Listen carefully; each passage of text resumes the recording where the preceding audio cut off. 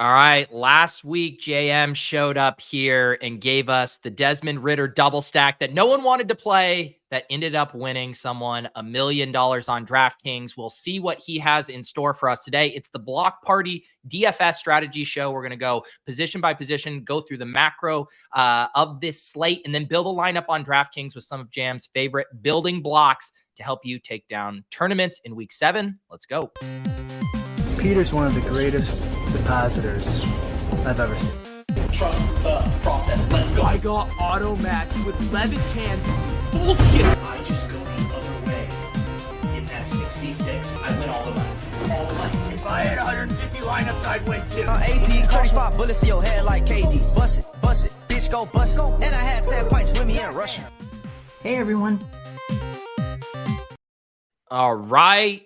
Jmtowin. OWS coming off of a massive week 6. My best lineup, JM, was a Desmond Ridder double stack as well. Although I should have brought it back with Curtis Samuel. I don't know what I was thinking. That's where I saw it. I watched your portfolio review. Yeah. Which was the first time I'd watched it. That's where you said that you need to add some new cliches to the intro. But I saw that you threw a Desmond Ridder stack in there. So shout out for that. Yeah, no, it was an awesome call. And I mean, how many people, the guy who won the Millie Maker, I know he shouted you out among some other sites there for that Ridder call. And a bunch of you guys over at OWS had awesome week 6s. Yeah, we had at least 3 or 4 like large major tournament wins on DraftKings, tons of second, third, fourth place finishes. Bunch of afternoon only wins, bunch of FanDuel wins. It was a good weekend. I mean, that's 5 out of 6 weekends that the OWS fam has had, just collectively a huge weekend. So love seeing that. And looking forward to keeping it rolling this week. Why not? That's right. And how about you? What was your main lineup? How did things go for you? What was my main lineup? I don't recall what my main lineup was. It was my main lineup, technically main lineup in the Game Changer. It finished in the money. It wasn't my Ridder stack, but I had, had Ridder in the slant, finished 3rd and 9th in the slant. Had him in a couple of single entries that did really well. So it was a good weekend. Another good weekend for me, kind of keep this hot streak rolling since the middle of last season, and see what this week provides for us. I thought when you said the Ridder, I gave everybody the Ridder stack, I thought you were going to say something about the yoga pants, but that's less important than the Ridder stack. Yeah, I mean, the thing is winning, $1 million on DraftKings, that's a finite amount of money, but having comfortable pants that lasts you a lifeline. That's priceless. Yeah. I will say, one of the things that I was thinking about this week, like coming onto the show, people are gonna be like, "Oh, what's the dirty stack of this week?" Yeah. And the ideal setup is last week I literally didn't have the perception. I couldn't conceive that the reaction to the Ridder stack was going to be what it was, because it was just one of those where I'm going through the research, and I even said it reminded me of weeks when I would go on the show I was like a super bubble builder back in the day. I didn't have as many content responsibilities. I wasn't talking to anybody else. And I'd go on the show on Friday night with Levitan and Hefe, and they would be talking about chalky plays. And I'd be like, I literally have not thought of playing this guy. And I would have guys who I was super high on that was not in the kind of the main player pool for the field. And that's the ideal way to end up on contrarian plays, is it's just plays that you really like. So last week, the Ridder play was just one that I really liked. I noticed that most people who played it swapped Jonnu Smith for Kyle Pitts, because still nobody wants to take the swing on Jonnu Smith. My DFS Lab show with Keegan yesterday, we were building a lineup, and I wanted to put Jonnu Smith on there, and he was like, cool. So what about Luke Musgrave? And I was like, what is this? Like, nobody wants to play Jonnu Smith. He's almost the exact same pre-touchdown PPR points per game as Mark Andrews through 6 games of the season. We take throughout week 1 when he had 0 usage, right? He's a very much a schemed part of this offense. Nobody wants to play him, but glad that Pitts hit for the touchdown as well. So it saved everybody who avoided Jonnu Smith on that build.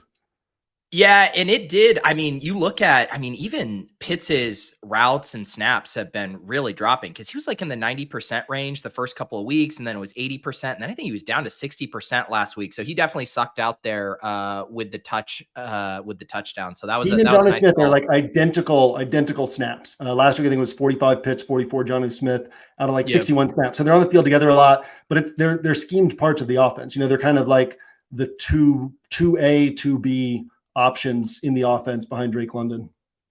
Okay, the chat commenting on the new video background. We are testing this out here. I love, someone said, I feel like the Office episode when they watch the DVD logo bounce around. We'll try it on for size. If it is legitimately too distracting, I can throttle it back, but I've enjoyed messing with some of these new video backgrounds. But yeah. Do you do that stuff yourself, or you have like a graphics guy who? No, my guy Chris Sequence on Twitter, who does my thumbnails, and he works with me on some of this stuff. So yeah, we'll go back into the lab if it's too distracting, but I like the general vibe. All right. Speaking of like, not being like aware that people were going to be, thinking that was a gross stack last week, we do have what I feel is pretty wide consensus on this being a gross slate. Even the main game that had the total over 50, Chiefs Chargers, that's since come down, multiple games under 40. It just objectively by the totals looks like one of the lower scoring slates we've seen in a long time. Yeah. And one of the things that I said have you ever heard the parable of the Chinese farmer, where it's like the Chinese farm, like this really good thing happens to him and everyone, like all his neighbors are saying, oh, how great. And he says, maybe.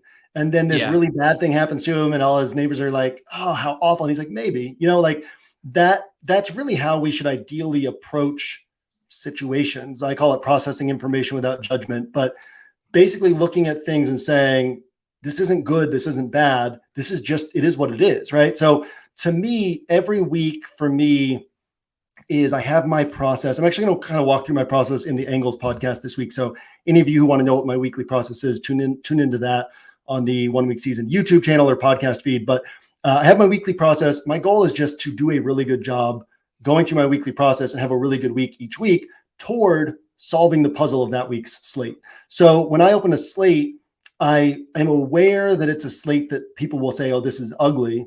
But to me, I'm opening a slate and saying, okay, this is this week's puzzle. And now my goal is just to solve it. So weeks like this, I really like them because when people start from a negative mindset where it's like, oh God, this slate's so ugly, or I don't even know what to do with this slate, that kind of filters into their thoughts, right? And what we end up seeing is chalk forms no matter what. And typically on weeks like this, the chalk is substandard chalk, as in it might be the best plays for that particular week, but it's only marginally better than the other plays.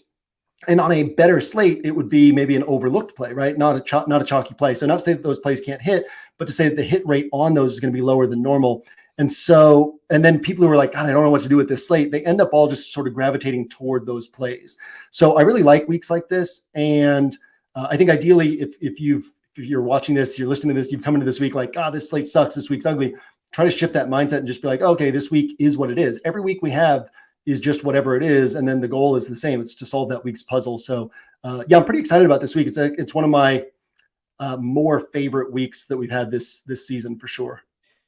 Yeah, it kind of dovetails with a thought, I've been thinking about lately, and other people have said this and it's been talked about, but in conjunction with it being like a gross, like low scoring slate where it's like, we want all the points. We want to score a ton of points, but the goal of DFS is not to score as many points as possible. It's to score more points than our opponents. And so it's like, we're all working in the same framework. We're all working with the same thing. We just want to score more points than our opponents' lineups. And we're going to play within that same sandbox. But I do notice like a lot of times the mentality is, how do I score the most points?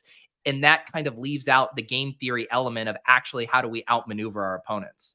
Right. And this week there's very little that separates this good play from this good play, but there will be dramatic gaps in ownership in certain places. And so that does lend itself to a lot more strategy, which for me, part of that is I'm looking for leverage and I'm looking how I play off the field. But a larger part of that for me is typically what are my exposures, right? And so if I'm seeing a particular player as a guy I want on 8 to 12% of my rosters, but the field has them on 25 to 30%, then I'm underweight that player just very naturally, right? But then that also means that I'm going to have this guy who, last week I had 14% Rashid Shaheed and he was 2% owned.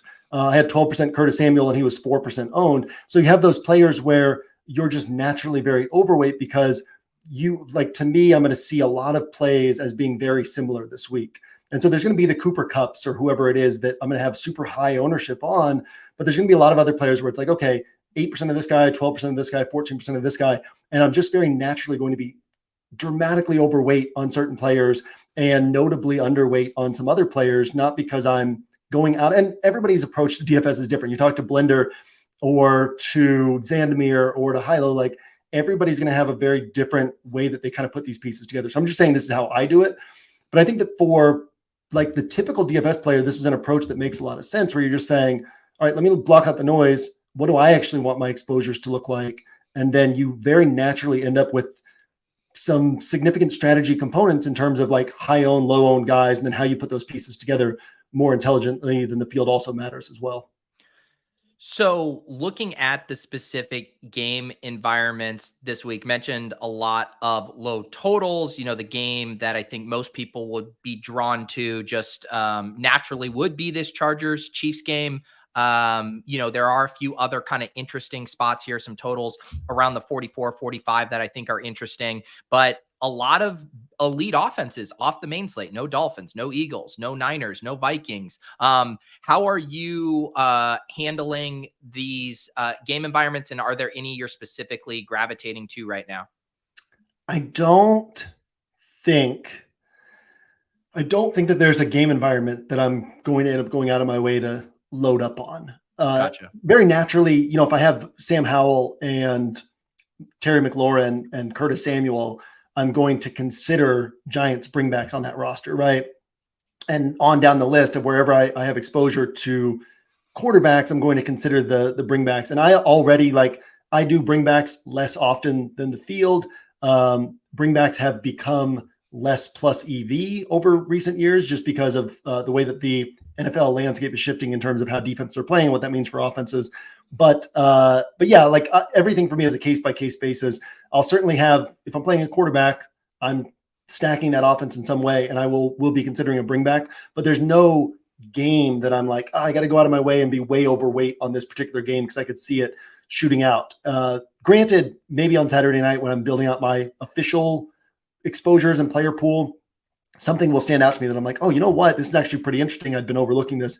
But as of right now, I'm not seeing a game that I'm saying, yeah, I'm going to go out of my way to load up on this particular game because it could be a super high scoring game. I'm not seeing that this week. Yeah, that makes sense. Are there any maybe like team, philosophies, offensive approaches that have surprised you or have cemented themselves? I know we always talk, and you mentioned that this stretch here, once we kind of have 5-6 weeks of data under our belt, is where you feel your play and your read on these teams really starts to improve, and when you generally find most of your success. Is there any kind of specific situations that you're starting to feel like you have a really good handle on that you could maybe apply to this week? I think that I've had a better handle through the start of the season than I typically do. So there's nothing that is coming around at this point where it's like, oh, this is very clear. And that's a function of me. We've realized that part of my value on OWS is not just me being involved in the business side, but also clearing out enough space for me to be at my best from a DFS play perspective, right? And so I feel like we're on the Tank Dell weeks, and we were on the Drake London and Ritter week, and we were on like all these different weeks, that the Puka Nacua week one, that it's like, okay, we haven't been missing any of these overlooked guys or overlooked offenses. So yeah, it's kind of been like in stride this season. So there's nothing that's fully coming around right now. I will say one of the things that people are still probably missing, Washington is number 2 in pass rate over expectation, behind only Kansas City, where Eric Bieniemy left.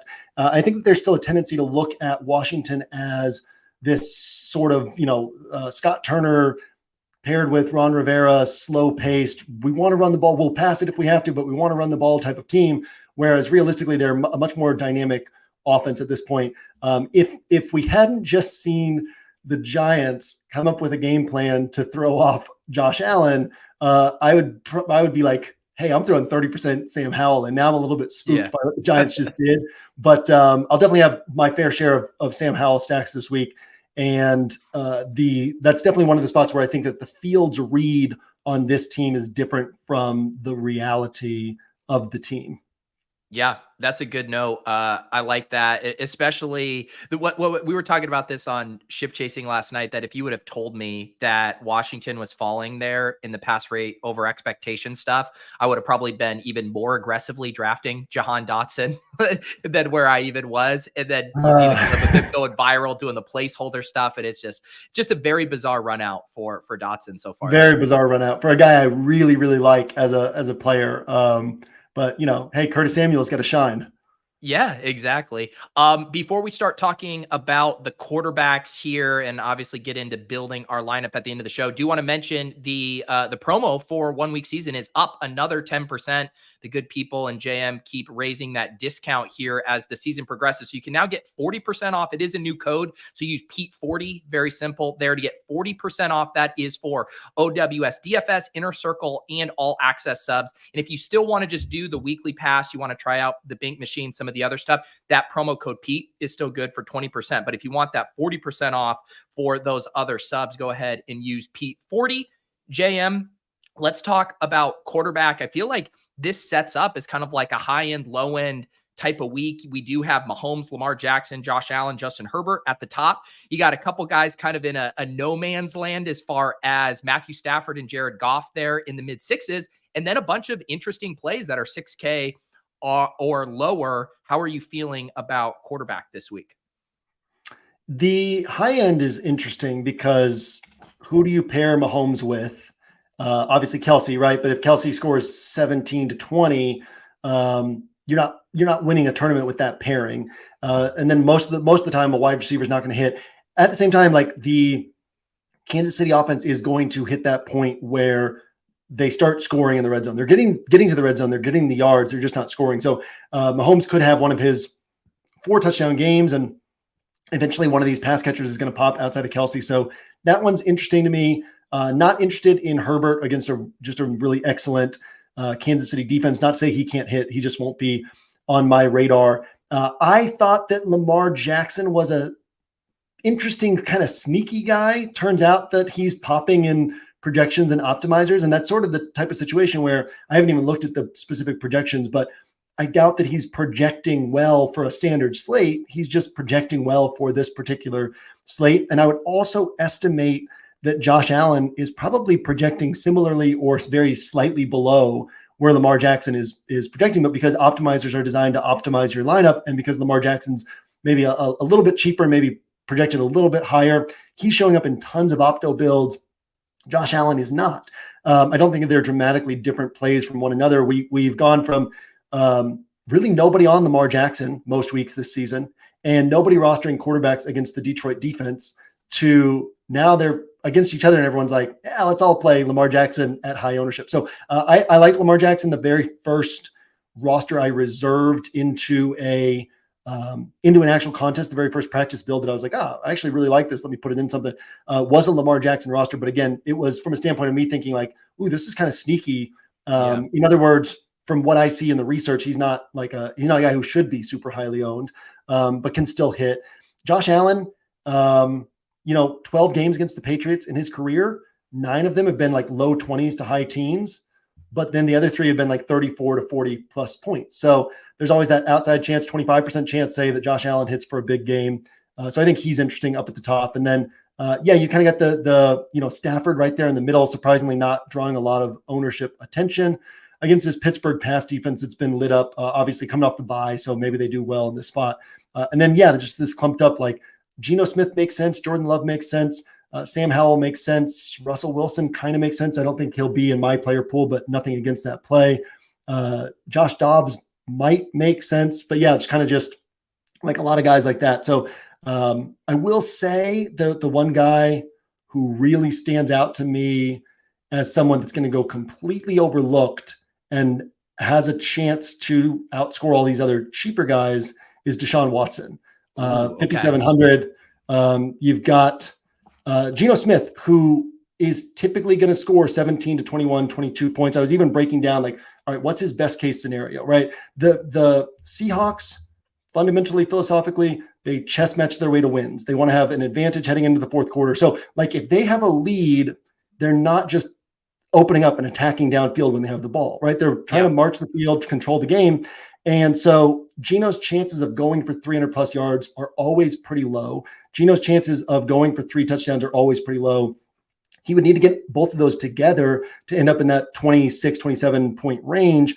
Not to say that he can't do it, but just to say his likeliest score is kind of this like 18 to 21 to 22 point score, which on this week might be really solid. Like I think Geno's a solid play, but I also want to look at who could outscore him, right? And who can outscore him by a significant amount. So Deshaun Watson, because nobody's going to be on him and he's fully capable of putting up a 25 to 30 pointer, becomes really interesting. Looks like he was taking all the first team reps today. I will note, I said this on the DFS Lab this morning, the report that he had a lot of zip on his passes came from Mary Kay Cabot, who is known to be a bit of a mouthpiece for the front office of the Browns. So that could be the Browns front office saying, could you put this report out there so that he looks bad if he doesn't play this week? But yeah, it's an interesting spot. It's also, I feel like both Deshaun Watson and Daniel Jones, who did look like he was back at practice, like they have two of those matchups that we've really liked to pick on for secondaries. The Colts have been a matchup to target. And then obviously the Commanders, continue to give up just monster games. And I do think because of those Q tags, and both of these guys being a little out of sight, out of mind, like you said, they're not going to pop in optimals. People are going to gravitate to Geno. I do think those guys are interesting. Do you have any love for going back to the attacking this Commanders team, maybe either with a quarterback or wide receivers? Yeah, absolutely. So is there a report that Daniel Jones has he been cleared for contact or anything? It says Giants list Daniel Jones as questionable. I believe he got in a practice today. Okay. I mean, I know he's been getting in the limited practices, hadn't been cleared for contact. So I hadn't thought a ton about the Daniel Jones side of things. On Tyrod Taylor, it's hard for me to see. I'm kind of putting him at like 250 passing yards, which again, mentioned to you before we got on air. I watched the show with you and Utica, and it was interesting to hear him talk because I haven't heard many people talk about essentially being their own projection system. And that's very much what I do. I don't look at projections, and yet I have projections for everybody on the slate, but it's just me working through like how I see that game playing out, turning it into raw numbers. And so with the Tyrod Taylor situation, it is very much a thing of like, okay, he probably throws for 250 yards and 1 or 2 touchdowns, right? And maybe he rushes for 25 yards. So I think that the ceiling is a lot higher on a Daniel Jones type of setup, and then the floor is lower. Right. Whereas the wide receivers are more interesting if Tyrod Taylor is playing. At the same time, like Tyrod Taylor is probably not going to have a random throw for 330-yard game, whereas Daniel Jones can. So yeah, I think that spot's interesting. I'll break it all down more deeply in the player grid. I broke it all down in the numbers behind it in DFS interpretations for that game as well. But it's interesting, but not like it's something that I really want to like. Yeah. But the numbers just don't line up for me to say, oh yeah, I really do like it. So I'll have some exposure, not as much as the emotions like of the matchup and the situation lead to me wanting to have. I will say that at least midweek, Hilo was really high on that, the Giants wide receivers. And so for anybody who wants kind of that confirmation bias to be like, yeah, no, like play these guys. I think Hilo's going to have some of that. I would imagine in his show with Lord Reeves this morning, he probably talked about it, and we'll talk about it in his content and whatnot. But it's I want to love it, but like the numbers just don't look right to me. One more quarterback I want to ask you about before we move on, because another defense that everyone has been wanting to pick on all year has been the Broncos. You got the Packers going on the road there. Looks like they're going to get Aaron Jones back in this game. Any interest in Jordan Love, who has been kind of all over the place this year from a fantasy perspective? Yeah, I like Jordan Love. I like the spot. I'm such a like when I make mistakes in DFS, a lot of times the mistakes are like the foundation underneath those mistakes is my over reliance on volume.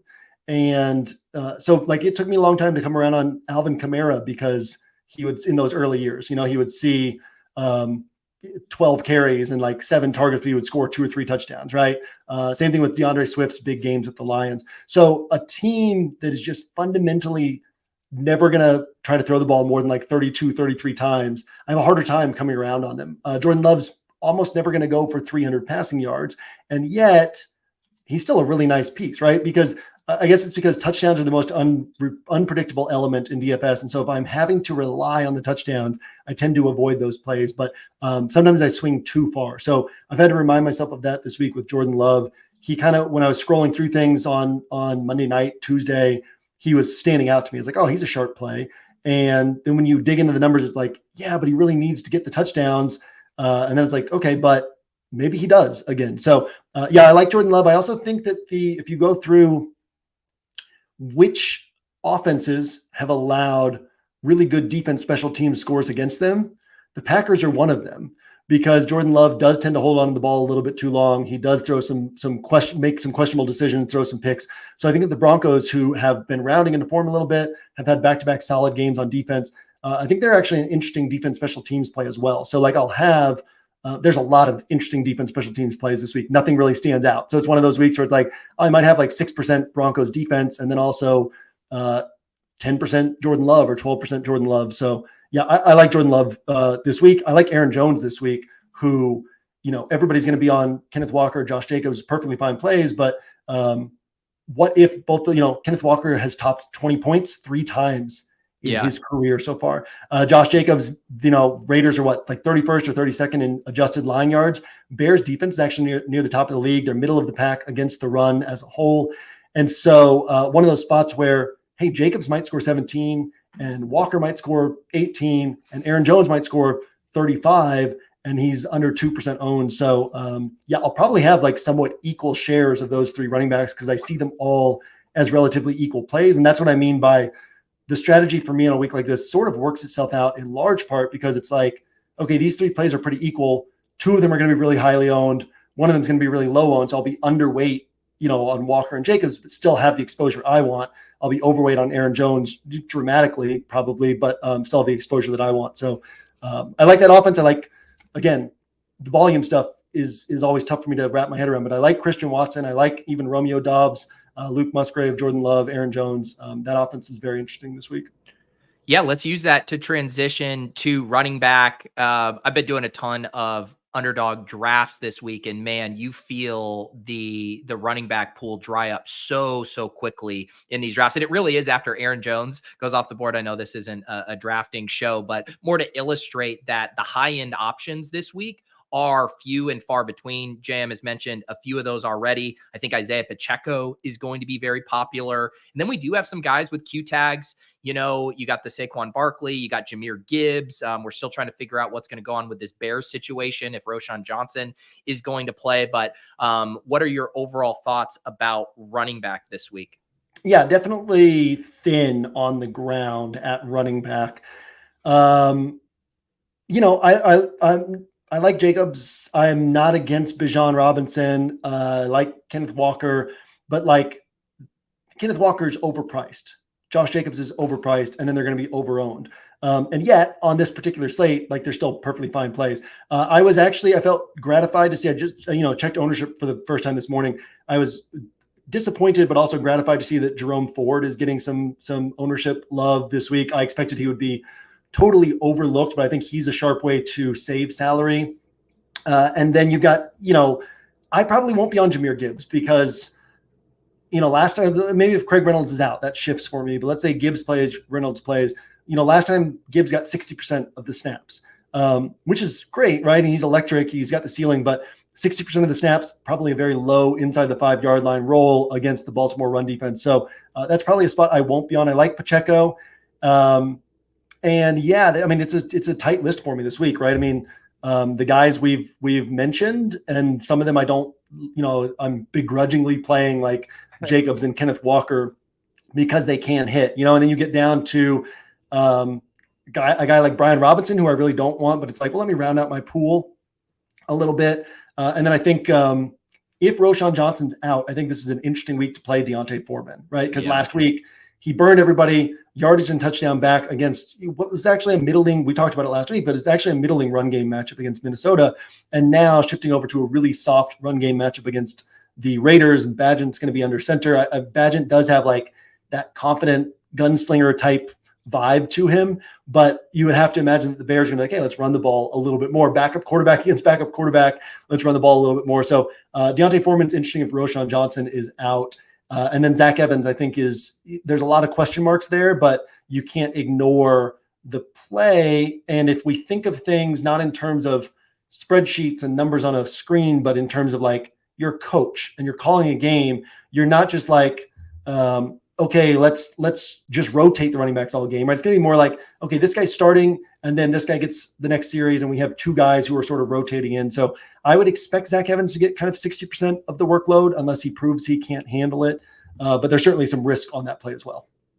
Yeah, I want to unpack that a little bit because I feel like you do such a good job deciphering kind of the tea leaves and how the coaches are talking about it. And I've watched some of the clips from Sean McVay this week, and it seems like the team legitimately itself doesn't know who is going to lead their backfield in touches this week. So did you have any lean on that? Because you have like three interesting contenders: Zach Evans, the in-house rookie, Darrell Henderson, the familiarity with the system, and then Myles Gaskin, who I think has probably the best skill set to replicate what Kyren Williams was doing in that offense. So I'm curious, do you have kind of any thoughts just in general about that backfield? Well, and Royce Freeman, who's already been added to the active roster. Yeah, I hadn't really thought much about Myles Gaskin because he has I guess he has some familiarity with the verbiage of this offense coming from the Minnesota practice squad under Kevin O'Connell, but it would be tough for him to step in and have like a real role right away. There's always the risk that Zach Evans was the guy in the active roster, but also like he's a rookie, right? So you might not want to try to pass him through waivers, put him on the practice squad. And so you're keeping him on the active roster for that reason. But I would imagine that Zach Evans will get the first crack at things. I agree with you that they might not know, which again, that puts us in a situation where, okay, this guy gets the start and we rotate series between two guys. But like Zach Evans would have to really mess up in order, if he's part of the rotation, he would have to really mess up in order to just not be on the field. And Sean McVay is not the type of guy who, he fumbled, now we're benching him. It would be like, he fumbled, let's encourage him and go back to him. So, Zach Evans said, posted this on Twitter, but he said basically, I really don't know what my role is going to be.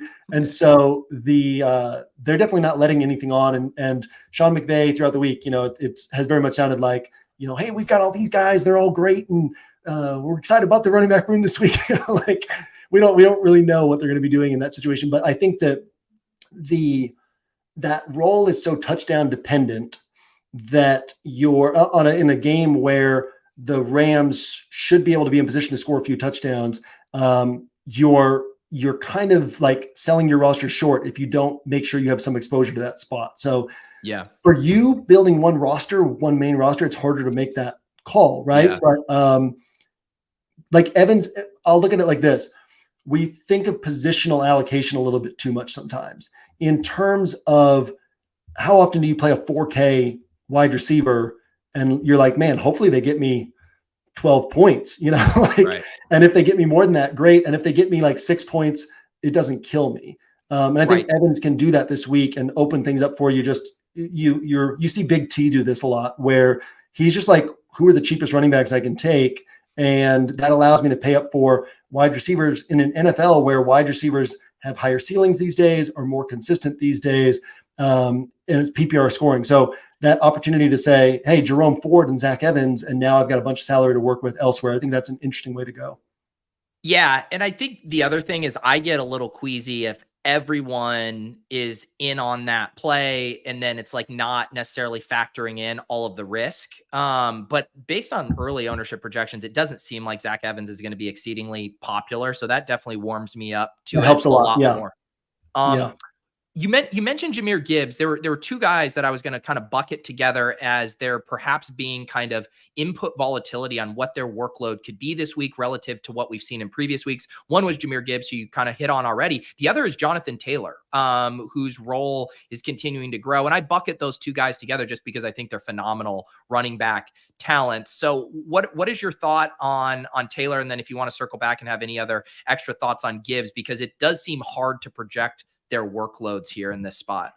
Yeah, I was thinking about Taylor this morning. And again, it's a weird thing where Zach Moss had a monster game against the Tennessee run defense. Zach Moss had a monster game against the Baltimore run defense, two run defenses that I go out of my way to avoid running backs against. And so do I want to play a running back against Cleveland? No. And then you got a split backfield on top of that. But I do think it's interesting that, this team has shown that, hey, they can hit in these spots. So like Jonathan Taylor won't be in my tighter player pool. But he's also, I had him on, I think 4% or 6% of rosters last week, where you're like, hey, if his role expands, I want to be there when it happens. So I would guess that it will be more like that for me, where I say, this is a horrible matchup, but if the role expands and he hits, like I want to be there. Not a play that stands out to me just because I am very matchup based in my thinking as well. And in places where I feel like I have a good read on the matchup. So yeah, I don't know that he's going to make like tighter builds for me. Obviously I could shop through my rosters and some roster with Jonathan Taylor on it just really stands out to me, but that wouldn't be my expectation. Yeah, I did just pull up here looking at the Fantasy Life utilization report. I think the thing that jumped out to me for Taylor was how much his routes and targets jumped. He was getting a ton of work in the passing game. So it is interesting if he heads on this trajectory, and they keep kind of sticking true to their word, which is the role is expanding week by week. And it's definitely feels nice to be a week ahead of the Jonathan Taylor explosion. But like you mentioned, this isn't necessarily the greatest game environment for that. Any other running backs before we move on? I know we've kind of touched on a lot and it's not a specifically deep slate. I saw someone in the chat wanting to talk about Brian Robinson. Ramondre Stevenson had his best game of the year last week. Anything else interesting for you? No, I mean, I've seen Rachaad White is apparently popping in optos. I won't be going there. I have a lot of respect for the Atlanta defense, the Atlanta run defense. I probably won't be going to Ramondre. I'll probably end up underweight the field on Brian Robinson, but I'll have some. But no, kind of what we touched on. It's a narrow running back pool for me this week, and a lot of that's going to be about what do I want to do at wide receiver, and let me just leverage running back salary to allow me to do that. So it'll be less about what running backs are standing out to me and more about I'll be happy to play Jerome Ford and Zach Evans on a roster if that allows me to do something unique at wide receiver. I'll also be happy to have Aaron Jones and Josh Jacobs on a roster and kind of go, because there's a lot of attractive mid-range wide receivers as well. So maybe I'm going 2 high-priced running backs and then a bunch of mid-range wide receivers. So yeah, I'll be kind of running back will just be like moving pieces to allow me to do what I want to do at wide receiver. We've been having a ton of people watching these Friday shows. We got almost 500 people watching live right now. Appreciate all you guys. Subscribe, hit the like button if you have not yet done so. And you heard JM mention an interview with Uticow. We talked to Whistles Go Woo on Lulz. That's a show I do on Thursdays with another top pro, Brian Hooper. So lots of DFS content around here. And then I also recap my lineups on Monday mornings with a portfolio review, and also have some premium shows as well. If you guys are YouTube members, Hand Builder and Opto Bro, I do DFS After Dark on Saturday night. This week, my guest is Neil Orfield from Stochastic. Excited to talk with him. And then I do a cram show on Sunday AMs, 10:45 a.m. We go for about 75 minutes or so, break down all the overnight news, look at all the latest steam coming from the GPP space, and build some lineups and all of that good stuff. So you can get access to that by becoming a YouTube member. Jam, let's talk about wide receiver now, because I would say, very much different from running back. There's all kinds of different fun ways to go at wide receiver. Doing my underdog drafts this week, I'm like, I wish I had 4, 5, 6 wide receiver slots, because there's a lot you can do here. What is your initial impressions of the wide receivers here? Well, I think that's a key angle to talk about. You said doing the underdog drafts, and when you're doing the underdog drafts, obviously you're trying to find low-owned guys who can hit, but what you're also realizing is it's all about raw score on underdog, right? There's no salary. It's just about who gets you the highest raw score. And yet you're like, oh, I wish I had all these wide receiver spots. So what that tells us is a week like this, you end up with more mid-range guys who are capable of putting up 25 to 30 points. And then on top of that, this is a week where you zoom out, look at the, you can kind of look through the wide receivers and be like, ooh, this guy could hit, this guy could hit, this guy could hit. But then you just zoom out and look at the macro of the slate and you're like, realistically, there's probably going to be like 4 or 5 30-point scores across the entire slate. And so it's more like, hey, these could come from anywhere. And probably a lot of these guys will miss, but there's going to be some 30-pointers that come from, the mid-range of wide receiver pricing, that top end, and then whatever's in between those, the tweener range of wide receiver pricing. So it's a very interesting week at wide receiver. I think it's Cooper Kupp at the top and then everybody else in terms of where you're getting the highest floor ceiling combo, but everybody else still has plenty of attractive options in it this week. Yeah, let's talk about Cooper Kupp. Obviously, the cover boy, he's just smashing. I completely agree. Just the overall top play. I do think it's interesting this week looking at the gap in pricing between him and Puka, where last week I believe it was a $1,000 gap between them, and now this week it's almost a $2,000 gap. Do you have love for this entire spot for the Rams, or is Cooper Kupp separating from Puka for you in such a big way that you don't mind that big gap? I'll have some Puka, but my Puka will be like, oh, hey, I have a ton of Kupp, so let me balance that by having a little bit of Puka Nacua. If you're scheming up plays, I'll say it like this, Cooper Kupp is running routes that he didn't run in 2021 and 2022. With Van Jefferson gone, like Cooper Kupp is running some of the downfield outbreak, like that big play that he had last week where he caught that outbreaking route and then accelerated and picked up that big gain down the sideline. That was Sean McVay said that was the first time that Kupp has ever run that route in a game. So like, not only do we have old Cooper Kupp, but then they're also expanding him to this higher upside route tree where a lot of his big games in 2021, 2022, it was, he's seeing 14 targets and that's why he's having such a big game. Whereas what was this last week? He had only 9 targets and yet went for 148 yards, which is not a typical Cooper Kupp line.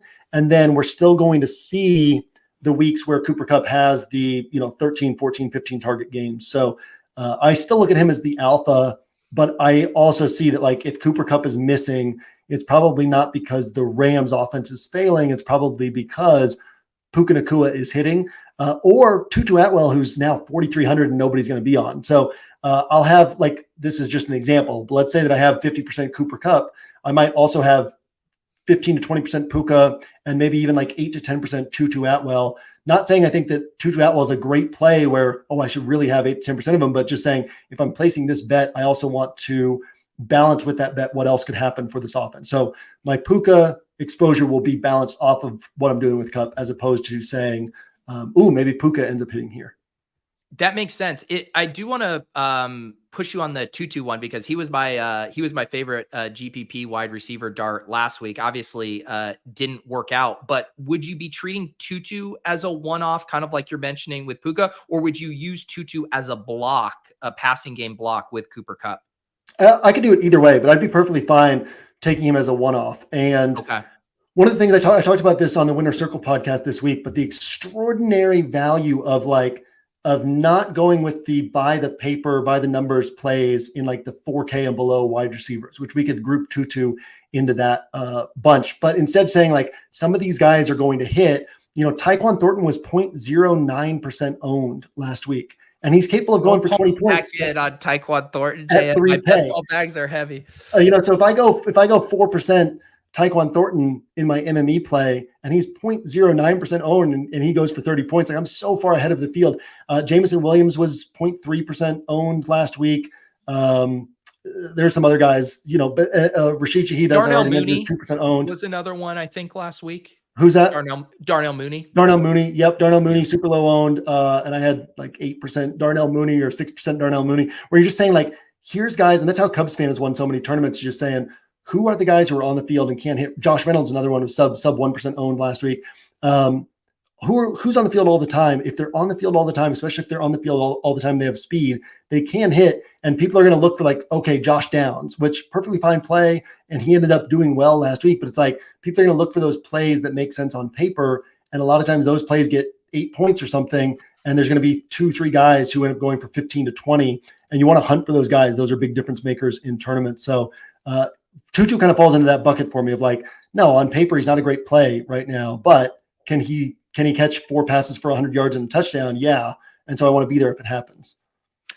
What about in that kind of second tier below Cooper Kupp? We were talking about Josh Allen a little bit, Stephon Diggs just really consolidating the targets there. And then you have another, batch of big time target earners in Keenan Allen, Amon-Ra St. Brown.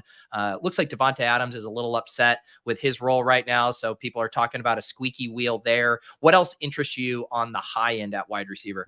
Yeah. I mean, Diggs is not great on paper because of what New England, even with the injuries, what they've done they faced so many top wide receivers this year. None of them have gone over 86 yards. Tyreek Hill, AJ Brown, Devontae Adams, CeeDee Lamb, Chris Olave.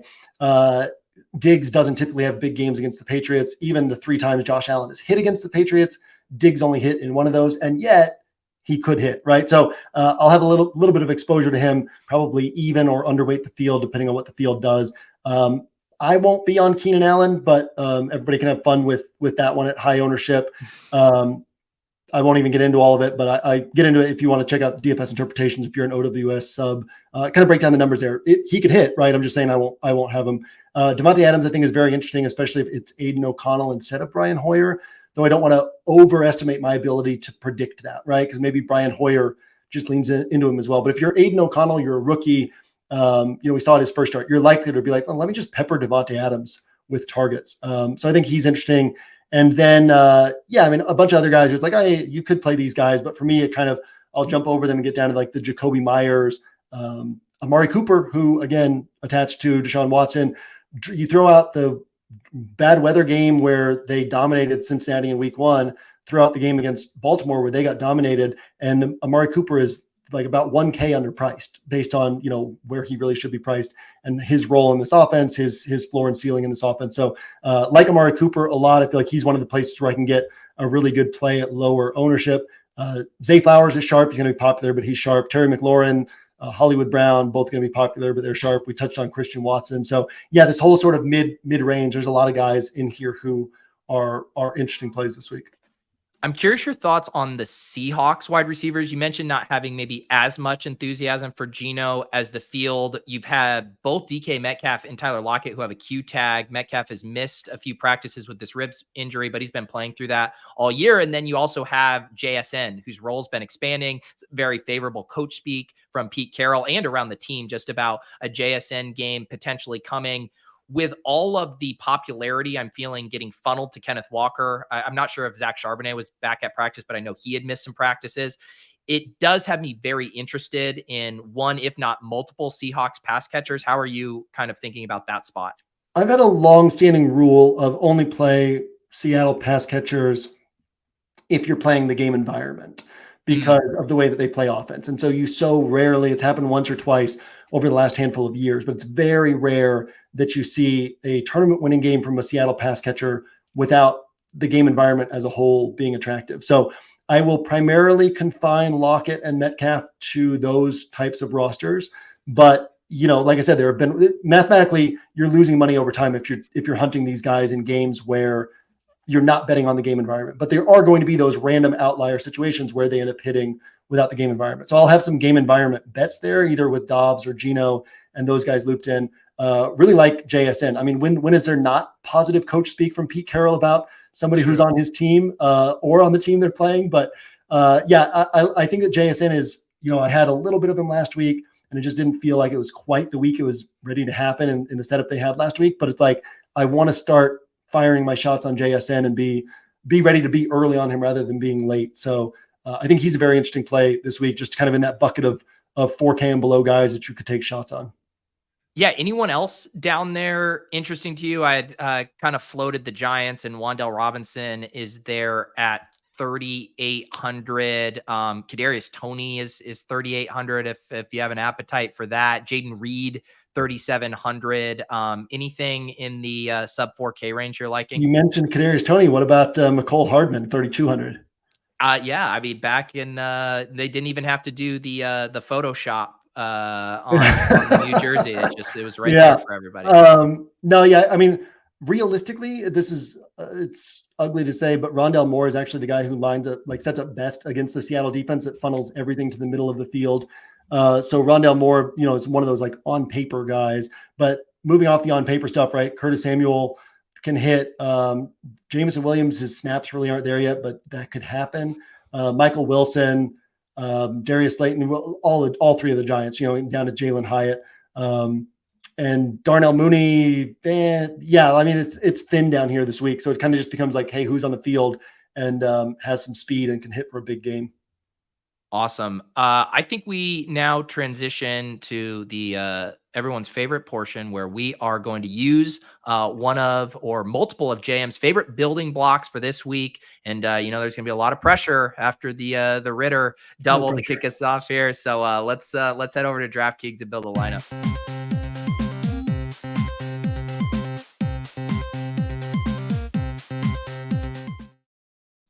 All right, we do have the Deposit Kingdom Weekly League. As I mentioned on the portfolio review, you guys let me down. We didn't fill it. We were 2 people short, which just with my OCD really chaps my ass. So I had to bring the sizing down to 400 this week. There's about exactly 47 spots remaining. This link is posted in the Deposit Kingdom Discord in the announcements section. This will fill by the end of today. So if you do want to get in it, then we can make it bigger for next week.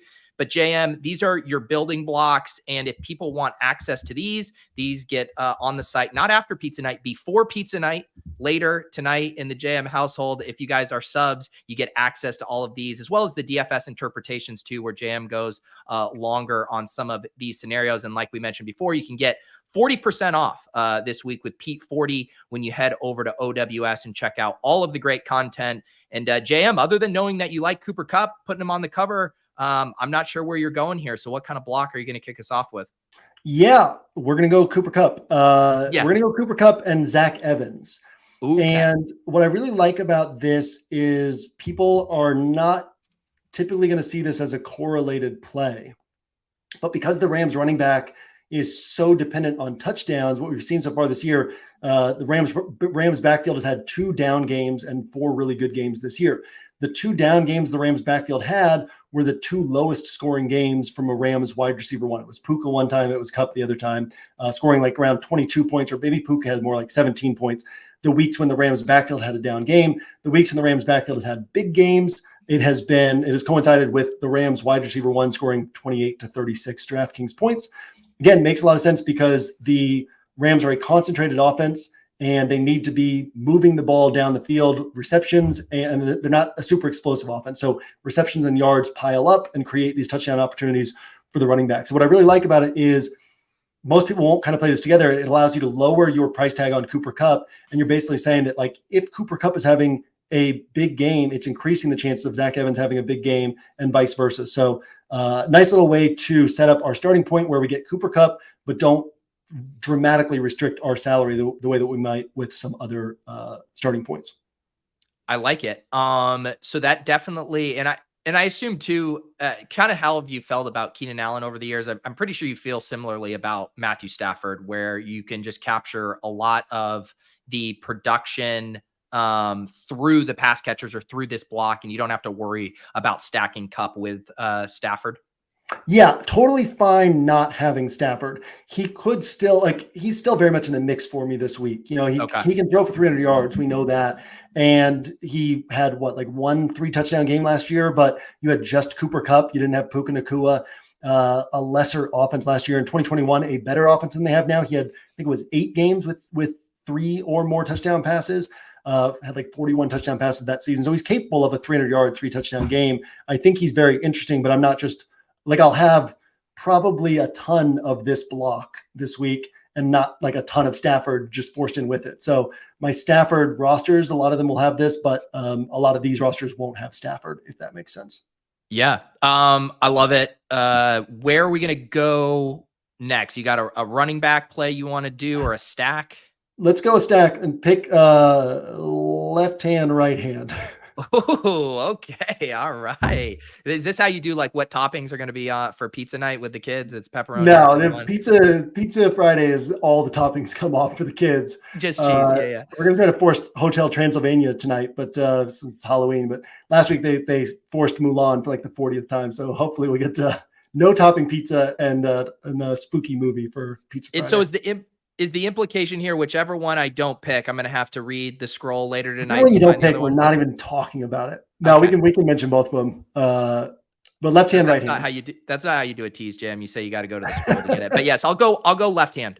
Left hand, Sam Howell. Let's go Sam Howell. Okay. And Terry McLaurin. I think this is Sam Howell. Nobody's like going to overlook him just because the slate's kind of ugly. But I don't think people really like all you hear from people who know the NFL really well.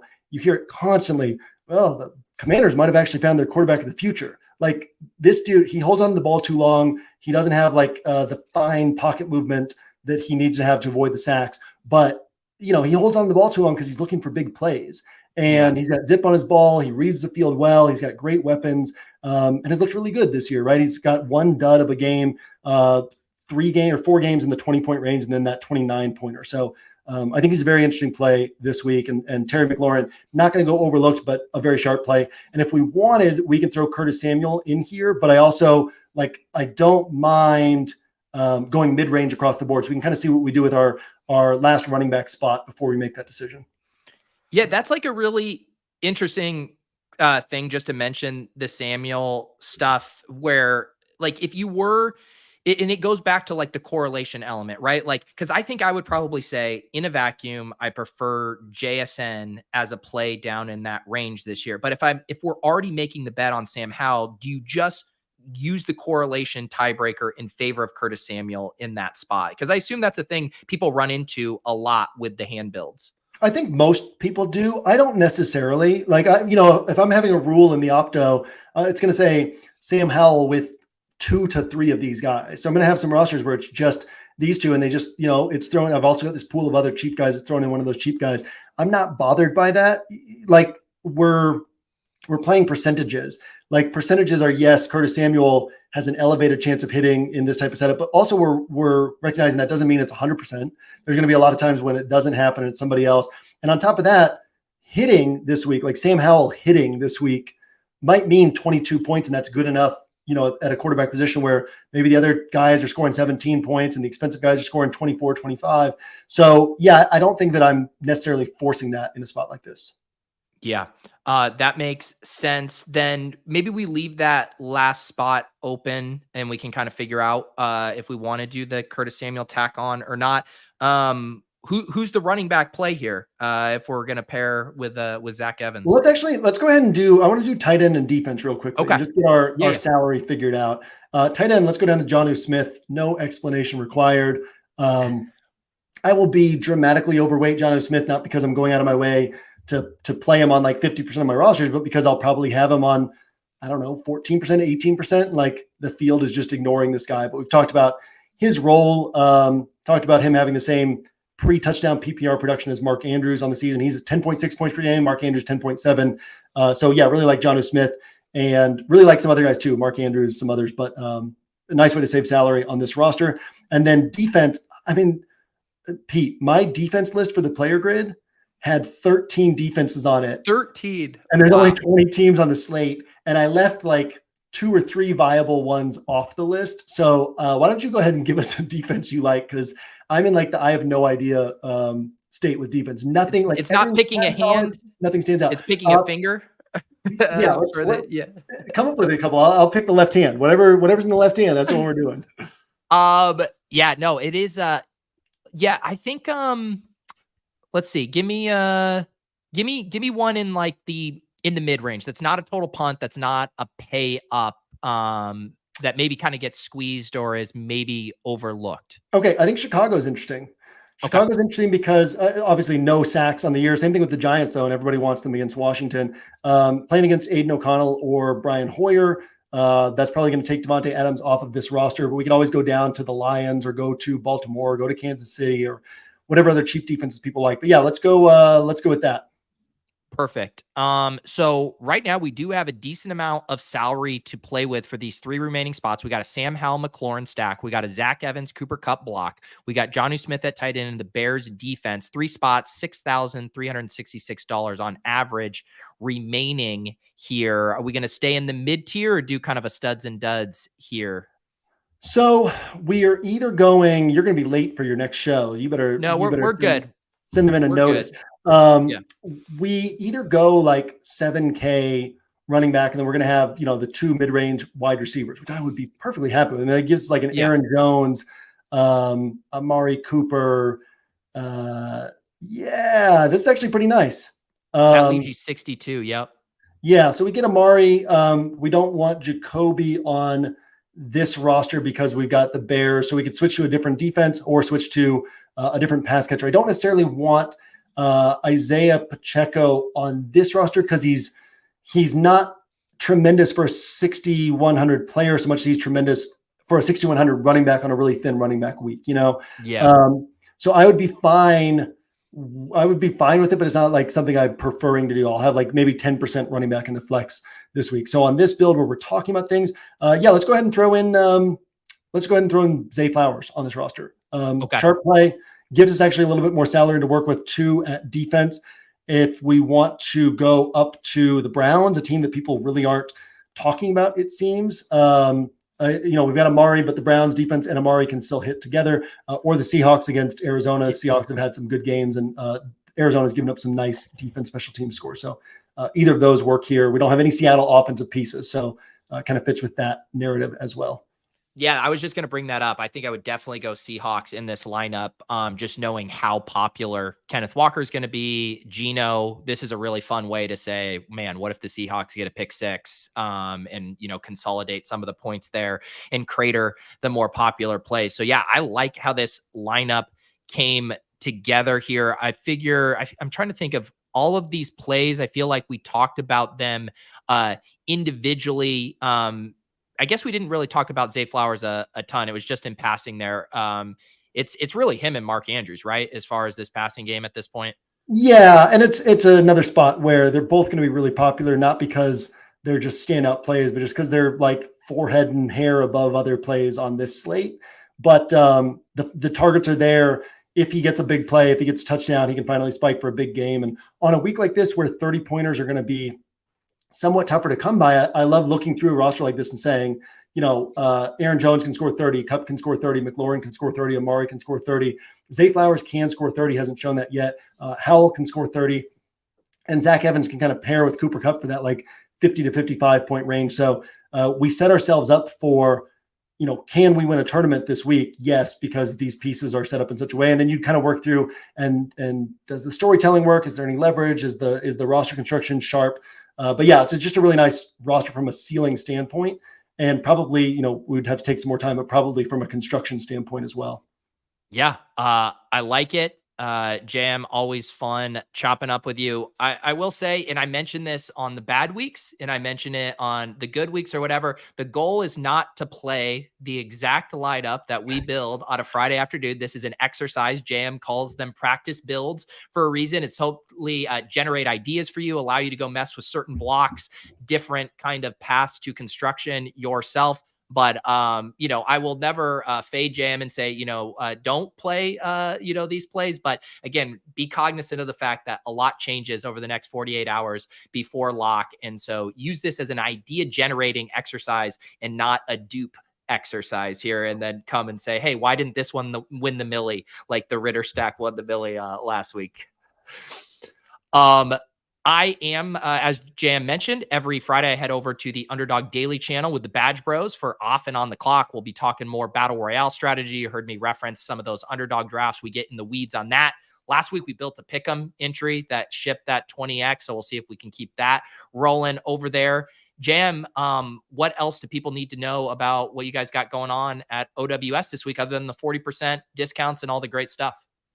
What do they need to know?